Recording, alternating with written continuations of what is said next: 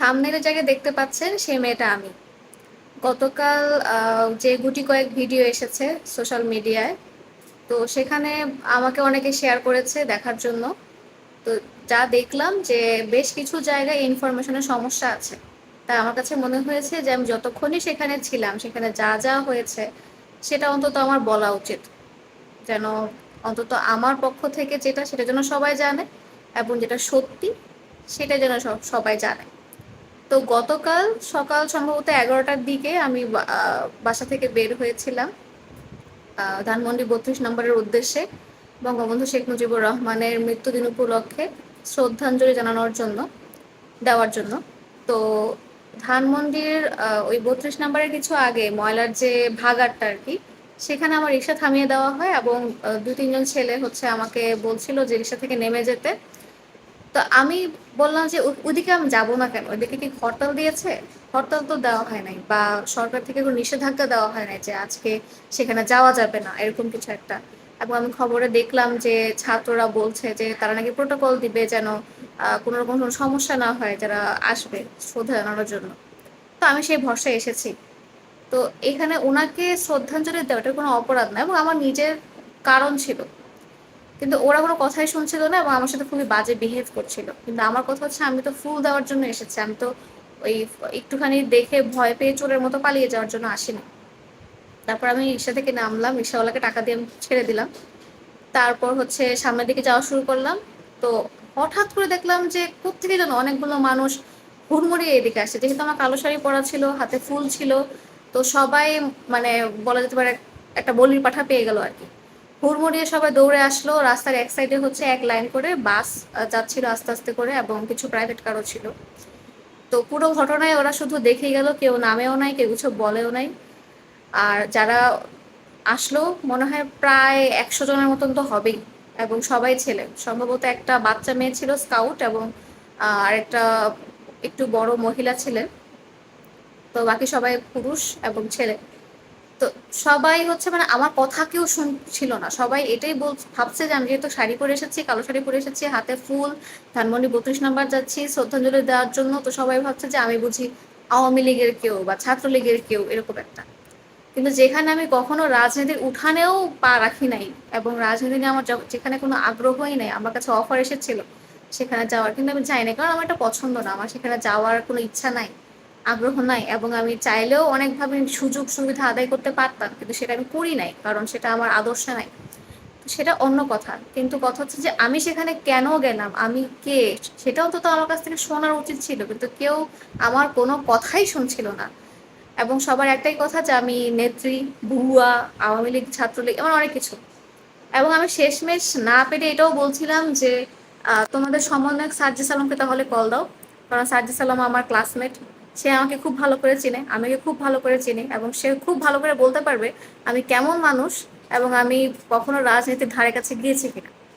কিন্তু ওদের কথা হচ্ছে না, আমরা সবাই সমন্বয়ক, কাউকে ফোন দেওয়ার কিছু নাই, এরকম। এবং আমাকে আমাকে থুতু দেওয়া হয়েছে, পানি দেওয়া হয়েছে, বোতল ছুঁড়ে মারা হয়েছে, ময়লা ছুঁড়ে মারা হয়েছে।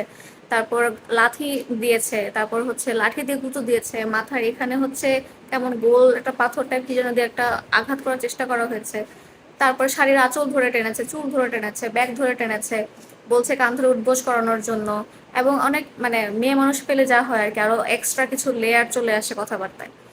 তো সেই জায়গায় বেশ কিছুক্ষণ এরকম হওয়ার পরে ওদের একটাই কথা, আপনি সাইডে আসেন। কিন্তু আমার কথা হচ্ছে আমি সাইডে যাব না, কারণ আমার মনে হচ্ছিল যে রাস্তায় থাকি, তাও অনেক মানুষের চোখের সামনে যেন কিছু হলে তাও মানুষ দেখে, কিন্তু রাস্তার এক সাইডে নিয়ে গেলে সেখানে ঝোপঝাড়, সেখানে আমার সাথে কি করা হবে না করবে আমি জানি না। এক একটা মানুষের যা চোখ মুখ দেখছিলাম আমি, এবং ওরা কেমন যেন মানে পিছন থেকে একটা অ্যাটাক করার মনোভাব। আমাকে যেই থুতু দিচ্ছে বা যেই কিছু করছে, আমি যখনই তার দিকে তাকাচ্ছিলাম, সে যেন একটা চোরের মতন চুপ করে যাচ্ছিল, এরকম একটা অবস্থা, মানে পিছন থেকে অ্যাটাক করতে আরো খুব আগ্রহী। আমি শুধু এটাই বলছিলাম যে আমার সাথে কথা বলো, আমার সাথে কথা বলো। কারণ আমি এটা বিশ্বাস করি, দুনিয়ার 80% সমাধানে কথা বলে সমাধান করা যায়। কিন্তু সেখানে মনে হয় না সুস্থ মস্তিষ্কের কেউ ছিল। যাই হোক, তারপরে সেখানে কিছু ছাত্র ছিল, এবং সেই ছাত্ররা হচ্ছে স্কুল কলেজের সম্ভবত। তো ওরা তখন বলছো ছাত্র কারা কারা আছো এদিকে আসো, তখন মনে হয় 10-12 জনের মতো আসলো প্রায়। তারপর ওরা আমাকে ঘিরে ধরলো আর কি, প্রোটেকশন দেওয়ার জন্য। তারপর বললো যে আপু আপনি পাশে নিউ মডেল ডিগ্রি কলেজ আছে, সেখানে আপনি আসেন, সেখানে আপনাকে আমরা রাখি, কারণ এখানে থাকলে আপনার অবস্থা খারাপ হয়ে যাবে। মানে এতই বিক্ষুব্ধ জনতা, কোনো কথাই শুনছিল না এবং ওকে ছাড়তেও চাচ্ছিল না। বলছে ব্যাগ চেক করো, ওর ব্যাগে কি আছে না আছে এরকম। আমার ব্যাগে জামা কাপড় ছিল, আমি বলছি ব্যাগ চেক করতে চাও কোনো সমস্যা নেই, কিন্তু একটা মহিলাকে নিয়ে আসি ব্যাগ চেক করতে হবে, আমি যার তার সামনে ব্যাগ চেক করতে দিব না। এরকম একটা বিচ্ছিরি অবস্থা বেশ কতক্ষণ ধরে চললো এবং আমি শেষ পর্যন্ত এটাই বলে যাচ্ছিলাম যে আমি ফুল দিতে এসেছি, আমি শ্রদ্ধাঞ্জলি জানাতে এসেছি, আমি কেন সেটা জানাতে পারবো না, আমাকে সেটা আগে বলো। আমি বঙ্গবন্ধুরকে জানাতে এসেছি, আমি তো কোনো লীগ হয়ে আসি নাই, আমি ওনার প্রতি ভালোবাসা থেকে এসেছি। আমাকে এটা দিতে দেওয়া হবে না কেন, এটার উত্তরটা আমাকে আগে দাও। কিন্তু সেটার সেই বিতর্কে তো কেউ যাচ্ছেই না, কথাবার্তার মধ্যে তো কেউ যাচ্ছেই না। যাই হোক, আমি শেষ পর্যন্ত চেষ্টা করেছি যে ফুল নিয়ে যাওয়ার জন্য, আমার ফুল ছিঁড়ে বিনাশ করে ফেলেছে। তারপরে শেষে ছাত্ররা বলে যে আপু আপনি আর জোর করেন না, আপনি আর থাইকেন না, আপনি দয়া করে আসেন। পরে শেষে ওদের সাথে গেলাম, ওরা হচ্ছে আমাকে গোল করে ঘিরে আস্তে আস্তে নিয়ে যাচ্ছিল। এবং তখন সবার একটা বুয়া নেত্রী হাবি জাবি অনেক কথাবার্তা, আমি সব শুনছিলাম না, মানে আমি চাচ্ছিলাম না শুনতে। তো ওরা এই রাস্তার এই সাইড থেকে ওই সাইডে নিয়ে ওই নিউ মডেল ডিগ্রি কলেজে নিয়ে হচ্ছে আমাকে ভিতরে রাখলো। তো গিয়ে দেখলাম যে আমার মতো আরো অনেকেই আছে, যারা কিনা এরকমই বিপদে পড়েছে। তাদেরকে সেখানে রাখা হয়েছে, কোনো কোনো মানুষের দিকে একদম শুয়ে আছে, অবস্থা খারাপ, একজনের হাঁপানির কষ্ট উঠে গেছে, তারপরে মেয়েরে এক একজনের মানে পাঞ্জাবি ছিঁড়া, গায়ে দাগ, মানে খুব বিচ্ছিরি অবস্থা। এখন এরা সবাই যে সেখানে ফুল দিতে গিয়েছে বা সবাই যে সেখানে আওয়ামী লীগ বা ছাত্রলীগের ছিল, ব্যাপারটা এমনও না। মানে কেউ কেউ আছে যে এরকম মানে গন্ডগোল হলে যা হয় আর কি, মানুষের একটু আগ্রহ হয়, দেখি তো কি হলো, তখন তো ছবি তুলতে যায়, ছবি তুলেছে এই জন্য একটা মহিলাকে মেরেছে। তারপরে হচ্ছে একটা মেয়ে যে কিনা তার ভাইয়ের বাসায় যাচ্ছিল, মানে এবং সে ওই সাইডে ছিল, মানে ধানমন্ডি 32 নম্বর এদিকেও ছিল না। তার একমাত্র দোষ সে কালো টি শার্ট পরেছে। এবং অনেকে বলছে তুই মেয়ে মানুষ হয়ে তুই প্যান্ট আর টি শার্ট পরবি কেন। সে হচ্ছে কারাতের প্লেয়ার, সে তার 26 তারিখে খেলা, সে অস্ট্রেলিয়া চলে যাবে। তো অশালীন কোনো ড্রেস কেউ পরে নাই, কিন্তু তাকে ওই জায়গায় পিটানো হয়েছে ওই মেয়েটাকে। তারপরে হচ্ছে ওই মেয়েটাকে ছাত্ররা রেস্কিউ করে নিয়ে আসে। তো এরকম বেশ কয়েকজন মানুষ, সেখানে আওয়ামী লীগের লোক ছিল, ছাত্রলীগের লোক ছিল, সাধারণ জনগণ ছিল, এমনকি এক ব্যারিস্টার সে তার কাজে যাচ্ছিল, তাকে সেখান থেকে উঠিয়ে নিয়ে ইচ্ছা মতন পিটিয়েছে, পরে ছাত্ররা তাকে বাঁচিয়ে নিয়ে চলে এসেছে। এইরকম একটা অবস্থা আর কি, মানে কোনো কথাই শুনছে না, জাস্ট ধরো মারো ইচ্ছা মতো যা খুশি করো। মোবাইল, অনেকের সেখান থেকে টাকা চুরি গেছে, মোবাইল চুরি গেছে, জিনিসপত্র চুরি গেছে, এরকম অবস্থা। তো সেখানে যতক্ষণ ছিলাম ছাত্ররাও যথেষ্ট ভালো ব্যবহার করেছে সবার সাথেই। এবং তারা আমাদেরকে নিরাপত্তায় রাখার চেষ্টা করেছে। তো মোবাইল চেক করছিল যে আমাদের মধ্যে কেউ আবার মানে এরকম থাকে না যে ওদের কাছে খবর আছে যে ছাত্রলীগ বা আওয়ামী লীগের কেউ হয়তো নাশকতা সৃষ্টি করতে পারে, ওরা ধারণা করছিল। তো আমাদের মধ্যে আবার এরকম কেউ আছে কিনা, এর কারণ এটা বিপজ্জনক, কারণ একসাথে অনেকজন বসে আছে, এর মধ্যে যদি আবার কেউ মানে শয়তানি করা শুরু করে তখন তো সমস্যা। তো ওরা সবারটা চেক করছিল। তো আমারটা চেক করতে চাইলো, আমি সঙ্গে সঙ্গে দিয়ে দিলাম, কারণ আমার তো লুকানোর কিছু নাই। ওরা 2-3 বার চেক করলো আমার মোবাইল এবং কিছুই পেলো না। তো সে জায়গা থেকে তারপরে তারপরে হচ্ছে সেখানে বসা ছিলাম এবং সেখানে ওরা পানির সাপ্লাই দিচ্ছিল যেন কারো কোনো সমস্যা না হয়, ওষুধ নিয়ে এসেছিল। কারণ ডাক্তারের কাছে নিয়ে যাওয়ার মতো তো অবস্থা নেই, মানে বের তো হওয়াই যাবে না, মানে আমাদের উপর তো সবাই খ্যাপা জানে যে এখানেই সব আছে। তো আমরা বের হওয়া মানে এখানে পিটিয়ে সব শেষ করে দেবে, বাইরে লাঠি মাঠি নিয়ে সব দাঁড়িয়েছিল আর কি। তারপরে ছাত্ররা হচ্ছে আহ আমাদের নাম ঠিকানা লিখে রাখলো, যে কারা কারা ওদের তালিকাভুক্ত করলো আর কি, যে কাদের কাদের এখানে আনা হয়েছে। সবাই মোবাইল টোবাইল চেক করলো। তো ওরা হচ্ছে যারা ছাত্রলীগের বা যারা আওয়ামী লীগের ওদেরকেও কেউ কিছু বলছিল না, কিন্তু সন্দেহভাজন যদি কাউকে পেতো তখন হচ্ছে ওকে একটু আলাদা রেখেছিল, যে ওকে আরো জিজ্ঞাসাবাদ করা হবে এরকম টাইপের আর কি। ওই ছেলেগুলো দেখলাম ওরা নাকি গতকাল মানে 14 আগস্ট রাত 8টা থেকে সেখানে বসা, এবং সেখানে ওরা এই কাজই করে যাচ্ছে, আমাদেরকে বাঁচা থেকে ওরা মার খেয়েছে এরকম অবস্থা। এবং সবাই স্কুল কলেজের এমন, ওই কলেজেরও ছিল, তিতুমির কলেজ বা আরো অন্যান্য কলেজ এরকমও ছিল ছেলেরা। তো তারপরে হচ্ছে ওরা সেনাবাহিনীকে খবর দেয়, সে কারণ খবর দেয় কারণ হচ্ছে যে এখান থেকে যে আমাদের বের করে নিয়ে যাবে, শুধু শুধু এমনি এমনি তো বেরোতে পারবো না, আহ, সমস্যা হবে। তো সেনাবাহিনী খবর দেয়, ওরা প্রথমে আসে, এসে দেখে সবার অবস্থা, ওরা জিজ্ঞেস করে যে আপনারা কেন এসেছিলেন। সবাইকে একে একে জিজ্ঞেস করে, আমাকে জিজ্ঞেস করে হচ্ছে কেন এসেছিলেন, আমি বললাম যে ফুল দিতে এসেছিলাম। তো যেটা সত্যি সেটাই। তারপরে হচ্ছে তারা এসে যা বুঝলো যে আমাদেরকে নিয়ে একটা গাড়ি নিয়ে যাওয়া দিয়ে হচ্ছে নিয়ে যাওয়া সম্ভব না, এই জন্য ওরা আবার ফিরে গেল, ফিরে গিয়ে হচ্ছে আরো ফোর্স নিয়ে আসলো, ফোর্স নিয়ে এসে তারপরে হচ্ছে ছাত্ররা যাদেরকে বলেছে যে ওরা ক্লিয়ার, মানে ওদের কোনো সমস্যা নাই, কিছু মানুষ করে রেখে দিয়েছিল যে ওদের সন্দেহভাজন বলে মনে হয়েছে। তো আমাদের যারা মনে হয় এরকমই প্রায় 20 জনের মতন হবে। তো দুটো গাড়িতে, সেনাবাহিনী দুটো গাড়িতে আমাদেরকে তোলা হলো, তুলে হচ্ছে নিউ মার্কেট থানায়, সেখানে হচ্ছে নিয়ে যাওয়া হলো। এইখান থেকে সেভ করে নিয়ে যাওয়া হলো। তাও মানুষ মানে সেনাবাহিনী গাড়ি দেখে কাছে আসতে পারছিল না, কিন্তু দেখলাম যে সবার হাতে লাঠি সোটা, মানে একদম মারমুখী একটা অবস্থা, যেটা সুযোগ পেলেই হচ্ছে মারবে। এবং তারপর হচ্ছে ইচ্ছা মতো তো স্লোগান দিচ্ছিল যা খুশি তাই। এবং সেখানে আমি কোনো সাংবাদিককে দেখি নাই, মানে কোনো সাংবাদিককে না, কোনো টিভির কোনো চ্যানেলের কোনো সাংবাদিককে আমি দেখি না। এবং কাউকে সেখানে ছবি তোলা ভিডিও করা কিচ্ছু করতে দেওয়া হচ্ছিল না, কিচ্ছুই না। মোবাইল তো বেরই করতে দেওয়া হচ্ছিল না। তাও মনে হয় দেখলাম যে একটা ছেলেকে হয়তো ভিডিও করছিল সেনাবাহিনীতে গাড়ি ওঠার সময়, যে ব্যাপারটা সেটা এরকম। তারপরে যাই হোক সেখান থেকে চলে আসলাম।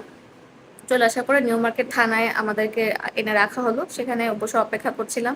তো কিছু মানুষের তো অবস্থা খুবই খারাপ ছিল, ডাক্তার দেখানোর দরকার ছিল, কিন্তু মানে তখন যে অবস্থা, মানে ডাক্তার কিভাবে দেখাবে বা ডাক্তারকে যে নিয়ে আসবে সেই অবস্থাটাও নাই।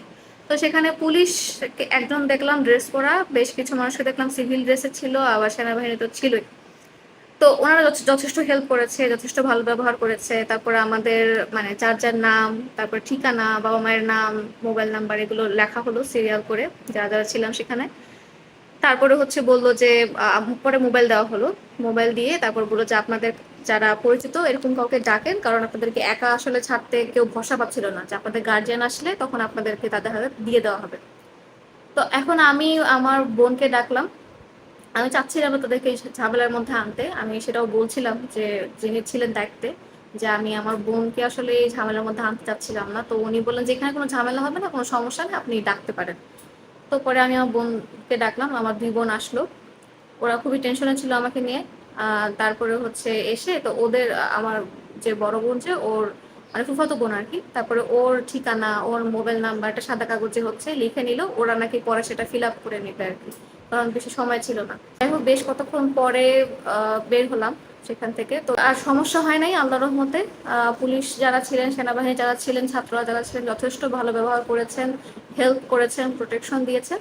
তো সেভাবেই হচ্ছে বেঁচে ফিরতে পেরেছি, সম্মান নিয়ে ফিরতে পেরেছি, তারপরে বাসায় চলে আসি। এই হচ্ছে মানে মেইনলি গতকাল যা যা হয়েছিল আমার সাথে সেটার কাহিনী।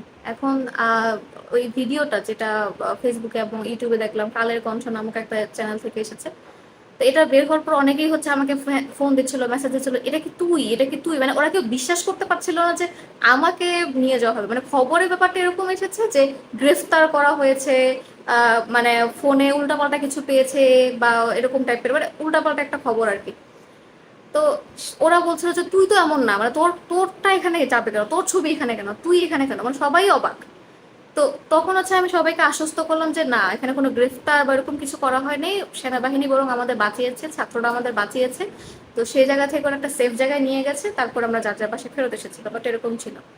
তো সবার একটা প্রশ্ন, তুই গেলি কেন? এখন আমিও সবাইকে এই প্রশ্নটাই করলাম যে আমি যাব না কেন। কারণ আমার কাছে আমি আমি কিন্তু এমন কেউ নই যে বঙ্গবন্ধুকে মৃত্যুবার্ষিকীতে প্রতি বছর ওনাকে ফুল দিয়ে ফুল দিয়ে আসবো বা এরকম কিছু একটা, এরকম পাবলিক আমি না। আমি খুবই শান্তিপ্রিয় মানুষ, ঝামেলা পছন্দ করি না। কিন্তু তার মানে এই না যে যেখানে আমার কথা বলা প্রয়োজন বলে আমি বোধ করি, বা যেখানে আমার প্রতিবাদ জানানো প্রয়োজন বলে আমি বোধ করি, সেখানে আমি কথা বলবো না, এরকম মানুষ আমি না। এই যে কোটা সংস্কার আন্দোলন বা দেশ সংস্কার আন্দোলন যাই হোক না কেন, সেখানে কথা বলার জন্য লাখ লাখ মানুষ ছিল সেটার পক্ষে কথা বলার জন্য। সেখানে আমি এক সুমাইয়া কথা না বললে কারো কিছু যায় আসতো না। আমি যদিও কোটা সংস্কার আন্দোলনের পক্ষে ছিলাম, কিন্তু পরে যখন রাজনৈতিক দল সেখানে এসে ভোট পাকালো, তখন সেটাকে আমি পুরোপুরি সাপোর্ট করতে পারছিলাম না। এবং আমি আমার আগের ভিডিওগুলোতেও বলেছি যে আমার কাছে ঠিক কিভাবে এই আন্দোলনটা করলে বেশি যুক্তিযুক্ত বলে মনে হতো, সেটা আমি বলেছি। যেহেতু আমি পুরোপুরি একটা জিনিসের সাপোর্টে নাই, তাই সেখানে নিজেকে সামিল করার মতন অবস্থাও আমার ছিল না। আমি আসলে কেন গেলাম, আমার কাছে মনে হচ্ছিল যে আমরা পুরো জাতি মিলে বঙ্গবন্ধু শেখ মুজিবুর রহমানকে আবার হত্যা করেছি, উনি দ্বিতীয়বার মৃত্যুবরণ করেছেন। কারণ যত কিছুই হোক না কেন, উনি কারো বাবা হিসেবে দেশ স্বাধীন করেন নাই, উনি শুধুমাত্র আওয়ামী লীগ কর্মী হিসেবে দেশ স্বাধীন করেন নাই। এক আমাদের যত আশেপাশে যত মানুষ দেখি, নেতা সহ মন্ত্রী সহ যত মানুষ দেখি, সবারই ভালো দিক আছে, খারাপ দিক আছে। সবারই কাজের কোনো না কোনো কনসিকুয়েন্স আছে, যেটার ফল আমাদের ভোগ করতে হয়েছে। এই সব কিছু ছাপিয়েও উনি আমাদের বঙ্গবন্ধু, উনি আমাদের জাতির পিতা, দেশ স্বাধীন করেছেন উনি এবং আরো অনেক বীর মুক্তিযোদ্ধা। তো সেই জায়গা থেকে এই যে ওনার মূর্তি ভেঙে ফেলা, ওনার বাসভবনে আগুন দেওয়া, ওনার সবকিছু নিশ্চিহ্ন করে ফেলার যে একটা প্রচেষ্টা চলেই যাচ্ছে চলেই যাচ্ছে, এইটাকে প্রতিবাদ জানানোর জন্য আমি গেছিলাম। এটা এটা আমার দেখে এতটাই খারাপ লেগেছে যে আমার মনে হয়েছিল যে না, আমার আমার অন্তত আমার এবার কিছু একটা করা উচিত। কারণ আমার আমার কাছে যেটা খারাপ লেগেছে যে কোটা সংস্কার আন্দোলন বা যেটা হলো, সেটার পক্ষে এতগুলো মানুষ ছিল, কিন্তু এই যে আমরা তথাকথিত যে স্বাধীনতাটা পেয়েছি বলে আমরা বিশ্বাস করছি, যেটার জন্য আমরা উল্লাস করছি, এটার পরে যে নাশকতাগুলো হচ্ছে সেটাকে নিয়ে কেউ কেন কিছু বলছে না? সেটাকে নিয়ে সেভাবে সেভাবে কেন আন্দোলন হচ্ছে না? এই যে কোটা সংস্কার আন্দোলনের ছাত্ররা যেই পরিমাণ কষ্ট করেছে, যে পরিমাণ শ্রম দিয়েছে, রক্ত দিয়েছে, যেভাবে ওরা একটা জিনিস অ্যাচিভ করেছে, এখন কেন আমরা সেই পরিশ্রমটা দেখতে পাচ্ছি না? স্বাধীনতা রক্ষার মানে অর্জনের চেয়ে যে রক্ষা করা কঠিন, সেটা আসলে খুব হাড়ে হাড়ে টের পাচ্ছি এখন। আমার শুধু এটাই মনে হয়েছে যে এই যে বঙ্গবন্ধু শেখ মুজিবুর রহমানের যে মৃত্যু দিন, যেটাকে কিনা আমরা সবসময় শোক দিবস হিসেবে পালন করে আসতাম, সেদিন বন্ধ থাকতো, স্কুল কলেজে বিভিন্ন প্রোগ্রাম হতো, এই যে সাধারণ ছুটি যে বাতিল ঘোষণা করা হলো, এটা দুইটা দিক আমার কাছে আছে বলে মনে হয়েছে। প্রথমটা হচ্ছে রাজনৈতিক কারণ, আরেকটা হচ্ছে আবেগীয় যে কারণ সেটা। যদি আমি আবেগীয় কারণ বলি বা মানসিক বা হচ্ছে কি বলা যায়, ইমোশনাল জায়গা থেকে বলি, তাহলে বলবো যে এই সিদ্ধান্তটা সঠিক হয়নি। কারণ উনি সবকিছুর ঊর্ধ্বে, উনি জাতির পিতা। ওনার এত কিছু ভাঙচুর করা হলো, এত মানে বাজে ভাবে ওনার সাথে বিহেভ করা হলো, এটার এটার বিরুদ্ধে ব্যবস্থা সেভাবে নেওয়া হচ্ছে না। আমি সেখানে কারো কোনো তৎপরতা দেখি নাই। এমনও তো করা যেতে পারতো যে ধানমন্ডি 32 নম্বরে সেনাবাহিনী নামানো যেতে পারতো, সেখানে আমাদেরকে চেক করেই ঢুকানো হতো, আমাদেরকে হাজারটা প্রশ্ন করেই না হয় ঢুকানো হতো। কিন্তু তাও আমরা সেখানে গিয়ে বা যারাই গিয়েছে তারা সেখানে গিয়ে তাদের যে শ্রদ্ধাঞ্জলি যেটা সেটা জানানোর একটা সুযোগ থাকতো। গণতন্ত্র মানে তো এটাই, বিভিন্ন রকমের মানুষ থাকবে কিন্তু সবাই একসঙ্গে থাকবে। এই যে স্বাধীনতা পেয়েছি বলে যে বিশ্বাস করে গেলাম, আমি আমি পাইলাম, আমি তো কোনো স্বাধীনতা পেলাম না সেখানে, আমার আমার কাজের কোনো স্বাধীনতা আমি পেলাম না। আমি তো তাও আল্লাহর রহমতে অনেকটা সেফ ছিলাম সারাটা সময়, কিন্তু আরো যে খারাপ অবস্থা ছিল, তাদের তাদের বেলা কি হবে? তাদের তাদের জন্য কে কষ্ট প্রকাশ করবে? তো আর রাজনৈতিক কারণ যেটা, সেটা আমার কাছে মনে হয়েছে যে যেহেতু আমার কাছে তখন মনে হচ্ছে যে এই সরকার এটা একটা পুতুল সরকার। কারণ ছাত্ররা এখন বলা যেতে পারে ছাত্ররা যারা বৈষম্য বিরোধী আন্দোলনে যারা মাথা ছিলেন, তারা এখন কেমন যেন স্বৈরাচারী হয়ে যাচ্ছেন। মানে সব ক্ষমতা নিজের হাতে, আমরা যা বলবো তাই করতে হবে, আমাদের কথা না শুনলে নামিয়ে দিব। তো এই যে একটা মানে তাদের কথার উপরই সব, এবং তাদের কথার বাইরে গেলেই সব শেষ হয়ে যাবে, এটা কি দেজাভু বলে মনে হচ্ছে না কারো? এটা কি মনে হচ্ছে না যে এখানে কোনো একটা ঘাপলা আছে, এখানে এখানে ঝামেলা হচ্ছে? এগুলো নিয়ে কেন কেউ কথা বলছে না? এগুলো নিয়ে কেন আন্দোলন চলছে না? যে জোশ নিয়ে ওরা আন্দোলন করে সরকার নামিয়ে ফেললো, সেই জোশ তো আমি দেখতে পেলাম না। সেখানে আমি যেখানে ছিলাম সেখানে গুটি কয়েক ছাত্র ছিল, বাকি সব বিক্ষুব্ধ জনতা ছিল। তো যেখানে কোটা সংস্কার আন্দোলনের সময় আওয়ামী লীগ, ছাত্রলীগ, পুলিশ, সেনাবাহিনী সবার সাথে ওরা ফাইট করেছে, সবার সাথে ফাইট করে ওরা স্বাধীনতা এনেছে, কিন্তু সেখানে স্বাধীনতার পরে এই অবস্থা কেন? এরকম মানে নিষ্পৃহ কেন সবাই? তৎপর না কেন? আমি সেটার প্রতিবাদ জানাতেই গেছিলাম আমার জায়গা থেকে যতখানি সম্ভব সেটা। কারণ ওনার শোক দিবস, আচ্ছা বুঝলাম যে রাজনৈতিকভাবে যিনি আছেন প্রধান উপদেষ্টা হিসেবে, তিনি মোটামুটিভাবে দেশে একটা কি বলা যায় মানে যেন কোনো গন্ডগোল না হয় সেটাকে ভয় পেয়ে হয়তো উনি বলেছেন যে যেন অন্তত মানে কি বলা যায় শোক দিবস যেন পালন না করা হয়, মানে সাধারণ ছুটি বাতিল করে দিয়েছে। যদি রাজনৈতিকভাবে দেখতে যাই তাহলে ওনার ডিসিশনটা ঠিকই আছে। কারণ এখন আসলে মূলত দেশটাকে শান্ত করার একটা সময়, যে যত কিছু হোক দেশটাকে শান্ত করি, যেহেতু সবার রাগ আওয়ামী লীগের উপর, ছাত্রলীগের উপর। তো ওরা হচ্ছে সেটার সাথে বঙ্গবন্ধুকে গুলিয়ে ফেলছে, এবং গুলিয়ে ফেলে হচ্ছে এই নাশকতাগুলো করে যাচ্ছে। তো সেটা শান্ত করার জন্য হয়তো উনি এটা বলেছেন। তো রাজনৈতিকভাবে সেটা আমি সমর্থন করি, কিন্তু ইমোশনাল জায়গা থেকে সেটা আমি সমর্থন করি না। এবং আমি সেখানে সত্যিকার অর্থেই কোনো সাংবাদিক কেন দেখলাম না সেটা বুঝতে পারলাম না। কাউকে কেন কোনো ছবি তুলতে দেওয়া হলো না, ভিডিও করতে দেওয়া হলো না সেটাও বুঝতে পারলাম না। আহ, মানে আমার খুব খারাপ লেগেছে আসলে। আমি নিজেই হেনস্থা হয়েছি, ব্যাপারটা এটার জন্য খারাপ লেগেছে তা না, কিন্তু এই যে নাশকতাগুলো চলে আসছে, এই যে স্বৈরাচারীর যে ব্যাপারটা চলে আসছে, যে আমরা যা বলবো তাই হবে, এর বাইরে কিছু হবে না। তারপরে হচ্ছে যাকে ইচ্ছে তাকে পদ থেকে নামিয়ে ফেলা হচ্ছে, টেনে হিচড়ে যা খুশি তাই করা হচ্ছে, মানে দেশে তো আরো বিচ্ছিরি অবস্থা হয়ে গেছে এখন। এবং এটা বলা হচ্ছে স্বাধীনতা করতে এমন হয়ই, এই হয়ই, এইটাকে নর্মালাইজ করা যাবে না। এটা বাজে জিনিস, বাজে জিনিস যতই প্রচলিত হোক না কেন সেটাকে নর্মালাইজ করা যাবে না, সেটাকে সাপোর্ট করা যাবে না। এটার জন্যও তৎপর হতে হবে, ওই লুঙ্গি ড্যান্সে নাচা যাবে না, তৎপর হতে হবে, মানুষকে কথা বলতে দিতে হবে।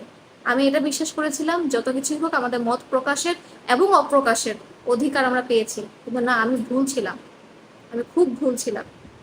গতকাল আমি যা দেখেছি এবং এর পর আমি যা হতে দেখেছি এবং এর আগেও যা হচ্ছিল, আমি আমি আসলে বলা যেতে পারে এই সব কিছুর উপর বিশ্বাস করে আমি ভুল করেছি। আমি জানি না এই বিশ্বাসটা ফেরত আসবে কিনা।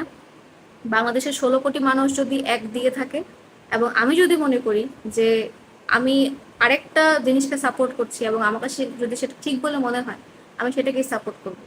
16 কোটি মানুষের সাথে আমি মিশে গিয়ে আমি একই কথা বলে যাব সেফ জোনে থাকার জন্য, সেরকম মানুষ আমি কখনো ছিলাম না এবং আমি সেটা হবও না। আমার কাছে যখন যেটা মনে হয়েছে, যেখানে বলার দরকার বলে মনে হয়েছে, আমি সেখানে সেটা সেভাবেই বলেছি, সেভাবেই সেটা প্রোটেস্ট করেছি, সেভাবেই নিয়ে সেখানে কথা বলেছি এবং সেটা বলেও যাব। কে আমাকে বিশ্বাস করলো, কে আমাকে অবিশ্বাস করলো, সেটা নিয়ে আমার কখনোই কোনো মাথা ব্যথা ছিল না। আমি শুধু সবসময় এটাই চাইতাম আমার কাছের মানুষ যেন আমাকে ভরসা করে, কারণ আমার কাছের মানুষ আমাকে চিনে, আমি কেমন সেটা জানে। তাই সেই ভরসা আমার ছিল যে ওরা ওরা জানে যে আমি খারাপ লোক নই, আমি অসৎ লোক নই, আমি অসৎ উদ্দেশ্য নিয়ে কখনোই কিছু করি না। তো এই সব কিছু মিলিয়ে আমার কাছে মনে হয়েছে যেটা হয়েছে, যেটা হচ্ছে এবং যেটা হতে যাচ্ছে খুবই বাজে হচ্ছে। মানুষ কেন আবার সে আগের মতো কথা বলছে না সেটা আমি এখনো বুঝতে পারছি না। এত সেফ জোন থাকার যে চেষ্টা, যারা কিনা কি বলা যায় পুতুল হয়ে যাচ্ছে এখন এক গোষ্ঠীর কাছে, তাদেরকে বলতে চাই যে দেজা ভু সৃষ্টি করবেন না। যে জোশ নিয়ে আপনারা সরকার নামিয়েছেন, সেই জোশ যেন আপনাদের সবসময় থাকে, সেটারই আহ্বান করছে।